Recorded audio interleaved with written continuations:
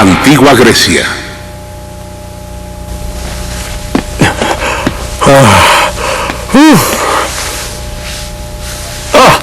Siento llegar tarde. Estoy entrenándome para una gran carrera. Es de 200 metros. ¿Sabían que este evento tuvo lugar en los primeros Juegos Olímpicos? Eso fue en el año 776 a.C., en el tiempo de la Antigua Grecia. Miren este mapa. Grecia parece pequeña y nada impresionante, ¿verdad? Pero en esta pequeña península una vez creció una civilización distinta a las que habían surgido antes. Mi nombre es Arizona Smith. Como arqueólogo he corrido alrededor del mundo buscando pistas de nuestro pasado. Lo que es interesante de la antigua Grecia es que una vez que se juntan las pistas, se puede ver una relación importante entre esa antigua civilización y la nuestra. Para empezar, la antigua Grecia fue la cuna de la democracia, la forma de gobierno más común en la actualidad. Igual que nosotros, los griegos creían que un individuo podía hacer grandes cosas, y muchos de ellos lo hicieron. Fueron los primeros en escribir teatro, tenían grandes filósofos, científicos y matemáticos, artistas y arquitectos. Incluso estudiaron historia y aprendieron acerca de Asiria, Egipto y Babilonia, como lo hacemos nosotros. El centro de su civilización estaba en la ciudad de Atenas. Y en Atenas estaba la Acrópolis, un lugar donde la historia antigua aún permanece viva. Vamos a averiguar.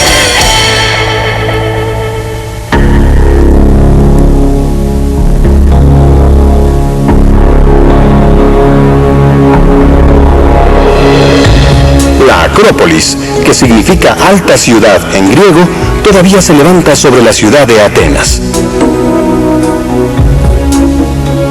En los viejos tiempos era un lugar de hermosos templos, estatuas y monumentos. Ahora está llena de gente ocupada en preservarla y de millones de turistas. Ellos vienen de todas partes del mundo para ver este hermoso lugar.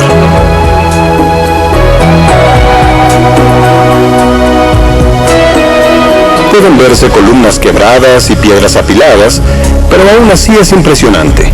De alguna forma, la grandeza de la Acrópolis y su gran templo, el Partenón, sobrevivieron a través de miles de años de cambios históricos.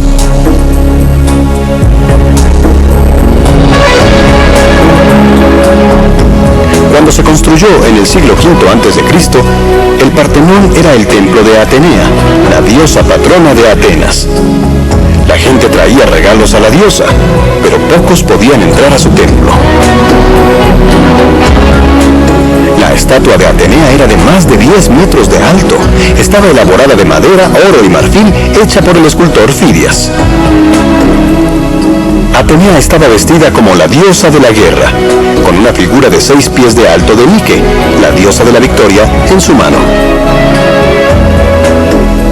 Los romanos se llevaron la estatua de Atenea a Constantinopla en el siglo V después de Cristo. Invasores como los romanos y los turcos otomanos invadieron Atenas durante gran parte de su historia. La tragedia más grande sucedió en 1687, cuando el techo y las paredes del Partenón se colapsaron por una explosión. Y aunque ustedes no lo crean, los turcos usaron el viejo templo para almacenar pólvora. En los viejos tiempos, la cenefa del Partenón, la banda decorativa arriba de las columnas, estaba repleta de esculturas. Ahora quedan muy pocas piezas. Muchas de ellas se las apropió Lord Elgin en 1803. Era el embajador británico en el Imperio Turco Otomano.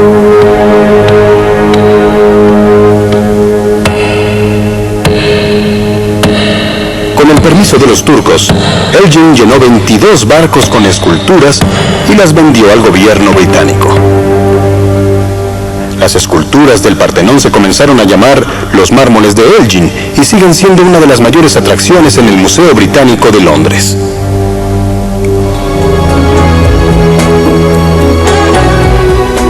Los nuevos y tal vez los más fatales enemigos que acechan a la Acrópolis son la contaminación y la lluvia ácida.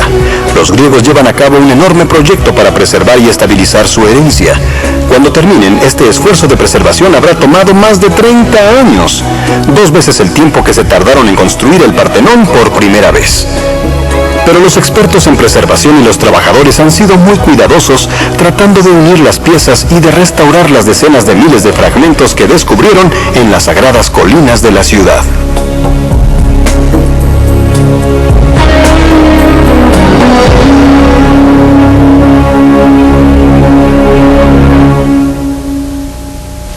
Cuando las primeras ciudades se formaron, no había pueblos que fueran más importantes que otros. De hecho, cada ciudad era como un país separado, una especie de ciudad-estado.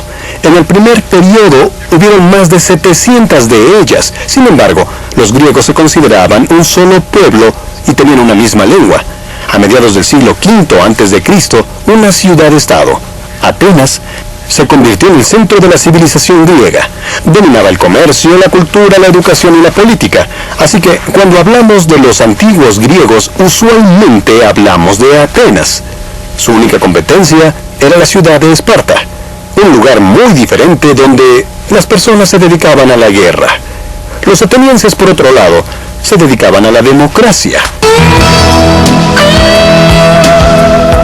Una vez cada 10 días se reunían en la asamblea en la colina rocosa cerca de la Acrópolis. Las reuniones eran enormes. Se necesitaban por lo menos 6.000 ciudadanos para poder votar. Solo los ciudadanos mayores de 30 años podían opinar. Por supuesto, para ser un ciudadano, primero tenía que ser hombre. Segundo, los padres debían ser atenienses. Eso eliminaba a mucha gente. Una vez que se quitaban a los esclavos, los extranjeros y a las mujeres, solo 1 de cada 7 personas en Atenas podía votar. ¿Y tú sabías que...? Si eras un ciudadano ateniense, era tu deber ir a las reuniones de la asamblea. Si faltabas, entonces serías perseguido por un esclavo con una cuerda llena de pintura roja. Si te atrapaba, se acababa todo. Te untaba la pintura encima como una marca de vergüenza. Entonces todos sabrían que no habías ido a la asamblea. Y lo que es aún peor, a veces tenías que pagar una multa también. Creo que los atenienses tomaban el voto más seriamente que los americanos. Y en la época de constantes enfrentamientos, tuvieron que defender su democracia muchas veces. A principios del siglo V a.C., el vasto imperio persa al este dominó mucho del mundo griego. Pero los persas cometieron un grave error cuando atacaron a los griegos en el 490 a.C. Los soldados atenienses defendieron bien su tierra. Cuando volvieron a atacar 10 años después, otras ciudades se unieron a Atenas para vencer al enemigo. El éxito incitó a los estados a formar una alianza llamada la Liga de Delos. Los atenienses se volvieron ricos porque el dinero de los otros estados de la Liga ingresaba a la ciudad. Cuando el gran general Pericles comenzó a gobernar Atenas en el año 460 a.C., la ciudad-estado entró a su edad de oro. Pericles decidió usar algunas de las nuevas riquezas de Atenas para reconstruir la Acrópolis, que había sido destruida por los persas. Él era el único responsable del Partenón y de las otras grandes construcciones en la colina de la ciudad. ¿Tú sabías que...? Cuando los griegos oyeron hablar a los persas, creyeron que su lenguaje eran sílabas sin sentido, como bar. De aquí la palabra bárbaro o barbárico, que se usa para describir a quienes no eran como ellos. Mi hermano pequeño es un bárbaro.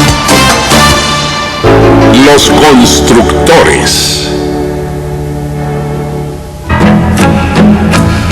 En la historia del mundo, es difícil encontrar mejores arquitectos que los griegos. Eran maestros del arte de la proporción y usaban las matemáticas para asegurarse de que todas las partes de un edificio fueran armónicas entre sí. Templos como el Partenón fueron construidos para hacer que cada línea se viera recta. Los arquitectos griegos usaban trucos muy ingeniosos. Por ejemplo, hacían cada columna ancha en la base y se volvían más delgadas conforme subía. Eso las hacía lucir rectas a la distancia. También hacían las columnas ligeramente inclinadas hacia adentro, lo que las hacía más impresionantes y sólidas. Aquí hay una buena pista para todos los detectives. En las ruinas de Olimpia se puede ver cómo se hacían las columnas griegas. Los anillos de mármol estaban unidos uno al otro con taquetes de madera de ciprés.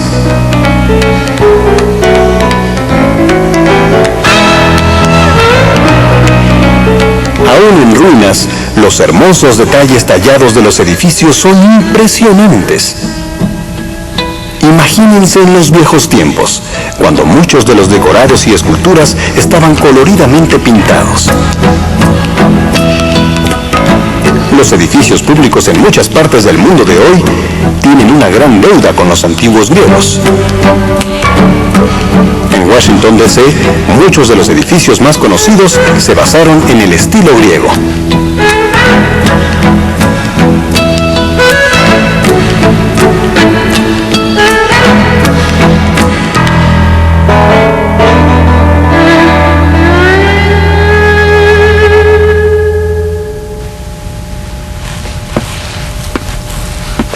Hola, Steph. ¿Qué es lo que miras? Stephanie es nuestra detective en entrenamiento. Son vasijas de la antigua Grecia. Este parece un hombre corriendo. ¿Serían de las Olimpiadas? Eres un buen detective, Stephanie. Esta vasija probablemente fue hecha para un ganador en las Olimpiadas. Tú sabes, las vasijas griegas nos dan excelentes pistas a los arqueólogos, porque muchas fueron decoradas no solo con las aventuras de sus héroes y dioses, sino con detalles de la vida diaria. Son muy hermosos. Bueno, los griegos eran famosos por su calidad artesanal. Grecia era el productor y exportador líder de artículos de cerámica en el Mediterráneo. ¿Pero por qué muchos de ellos son rojos y negros? El tipo de arcilla disponible para los griegos era rojiza terracota. Y desarrollaron dos estilos de decoración principalmente, figuras negras y figuras rojas. Bueno, en esta vasija parece una mujer bailando. Tienes razón. Es probablemente parte de un ritual sagrado para algún dios. Los dioses eran realmente el centro de la vida de Grecia. Los juegos, eventos teatrales, procesiones, todas eran dedicadas a uno u otro dios. Y los griegos parecían orar en todos lados, pero particularmente en los lugares que creían eran sagrados para los dioses, como cavernas y picos de montañas. Uno de los lugares más sagrados en Grecia era Delfos. Pistas del pasado.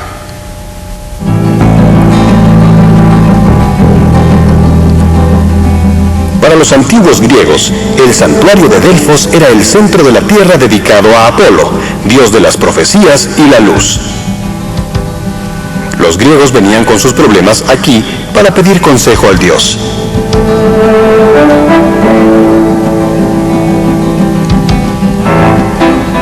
Entraban al santuario para ver a la sacerdotisa, quien se creía que actuaba como un oráculo hablando por los dioses. Ella bebía de un manantial sagrado y comía hojas de laurel del árbol de Apolo. Los historiadores piensan que ella debía masticar sustancias especiales para entrar en trance. De todos modos, sus respuestas eran siempre confusas y tenían que ser interpretadas por un sacerdote. ¿Y así resolvían los griegos sus problemas? Bueno, era muy efectivo. Como la gente venía de toda Grecia para consultar el oráculo, los sacerdotes tenían información precisa de lo que sucedía en toda la región. Así, lo que el oráculo, o más bien lo que el sacerdote dijera, frecuentemente era lo correcto. Los sacerdotes eran como reporteros, solo que las noticias llegaban a ellos. Sí, exactamente. ¿Y tú sabías que También debemos agradecer a los griegos por darnos el teatro. En el siglo VI a.C., el dios más importante en Atenas, además de Atenea, era Dionisio, el dios del vino. Cada primavera se hacía un festival cerca de la Acrópolis en su honor. Los bailarines y cantantes actuaban historias acerca de dioses y diosas. Más tarde, los griegos escribirían grandes tragedias y comedias que todavía hoy disfrutamos.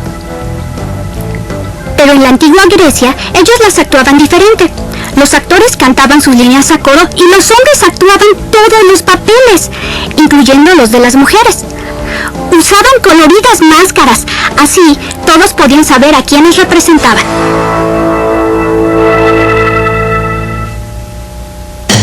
la gente?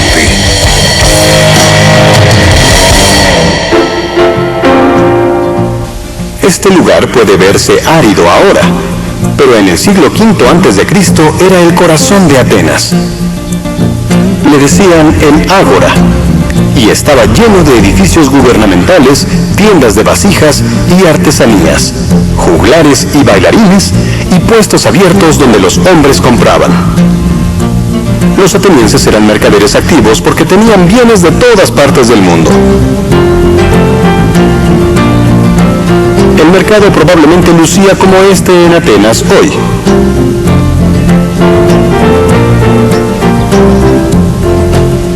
¿Te sorprendería si te dijera que los hombres hacían las compras? Bueno, en la antigua Grecia, las esposas estaban en casa cuidando a los niños, mientras los hombres llevaban vidas más públicas.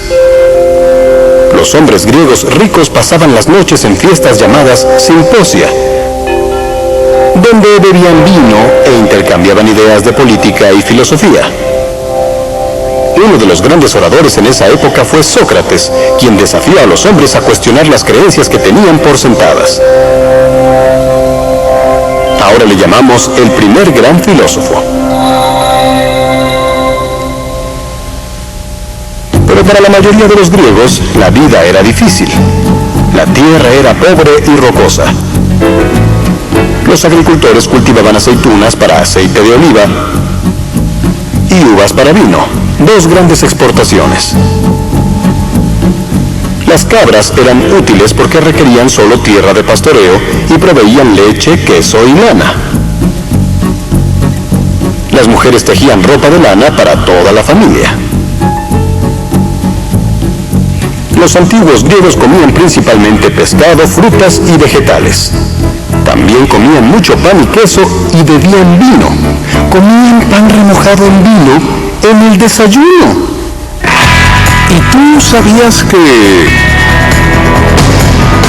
La palabra geometría es de origen griego y las palabras química, biología, física, aritmética y matemáticas.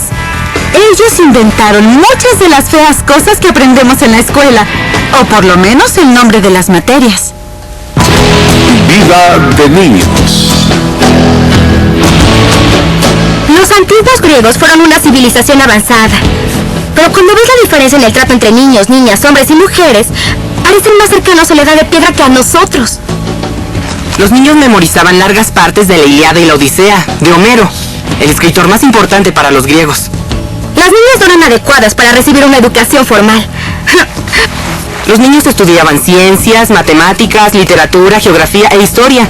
Escribían rayando lápidas cubiertas por cera. De seguro su tarea se derretía en un día de calor. Muy graciosa. La música también era importante para los griegos. Los niños cantaban poesía.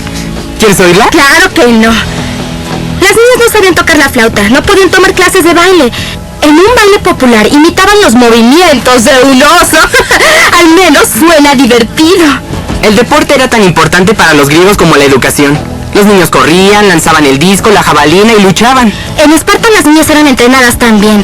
Pero adivina qué, para tener bebés sanos. ¿Puedes creerlo? A los niños espartanos no les iba mejor.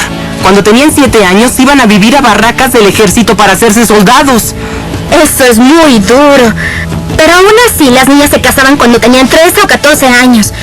A menudo con maridos del más del doble de su edad. Eso no era amor. Se casaban para tener hijos, y de preferencia varones. Sí, tienes razón. Las niñas no eran tratadas justamente en la antigua Grecia. Tal vez por eso la civilización finalmente se acabó. Los atletas.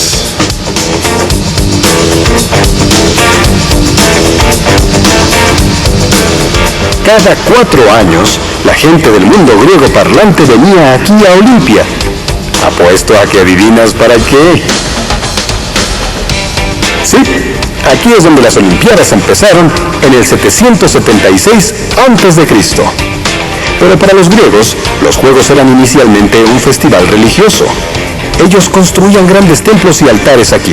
Los Juegos eran tan sagrados que las guerras entre estados se detenían cuando las Olimpiadas comenzaban.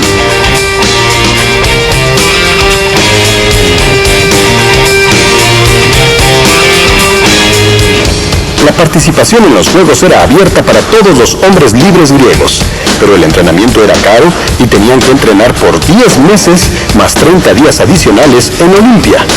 Todo esto por una corona de laureles y la gloria de ganar en las Olimpiadas.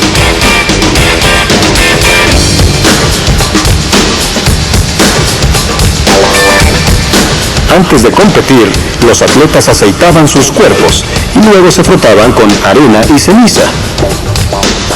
En la antigua Grecia se esperaba que los hombres compitieran desnudos, así que a las mujeres no les era permitido ver los juegos. La carrera era el evento más popular. Los juegos se llevaban a cabo regularmente en varios lugares dentro del mundo griego, incluyendo Delfos y Atenas. Como los atletas en nuestro mundo actual, los ganadores de los Juegos griegos se convertían en grandes celebridades premiados con dinero, regalos y a veces alimento de por vida. Como sabrán, los antiguos griegos disfrutaron muchas de las mismas cosas que nosotros hoy: deportes, teatro, arte y literatura, pero para ellos los buenos tiempos no duraron. En el 431 a.C., la rivalidad entre Atenas y Esparta degeneró en guerra. Ese fue solo el principio de sus problemas.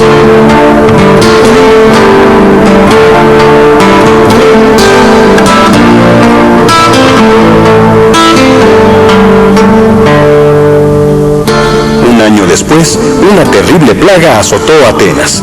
La gente se congregaba en el Partenón y otros templos a orar para luego morir.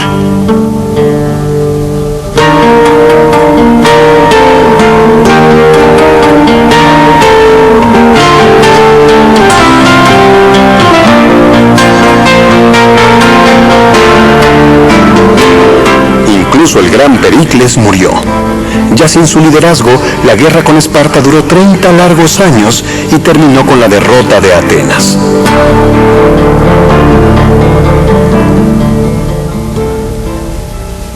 Las ciudades-estado se hallaban frágiles, vulnerables. Al norte, el ambicioso rey de Macedonia, Filipo II, tomó ventaja de la situación y por el año 338 a.C. era el líder de toda Grecia. Su hijo Alejandro Magno gobernó un imperio que se extendía desde el mar Adriático hasta llegar a la India. Pero, aunque Alejandro le puso fin a la democracia griega, difundió sus costumbres y el conocimiento más allá de su vasto imperio. Cuando los romanos dominaron el mundo mediterráneo, cientos de años después, acogieron la cultura griega y se encargaron de que su influencia perdurara. Los antiguos atenienses son muy importantes para nosotros, porque fueron los primeros en creer que todos los ciudadanos debían participar del gobierno.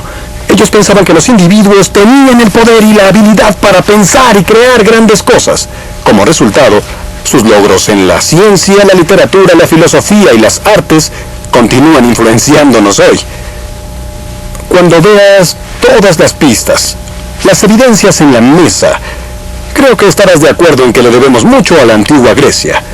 Esto me recuerda a mí, que todavía tengo pendiente una carrera. No se preocupen, no voy a correr desnudo como los antiguos griegos.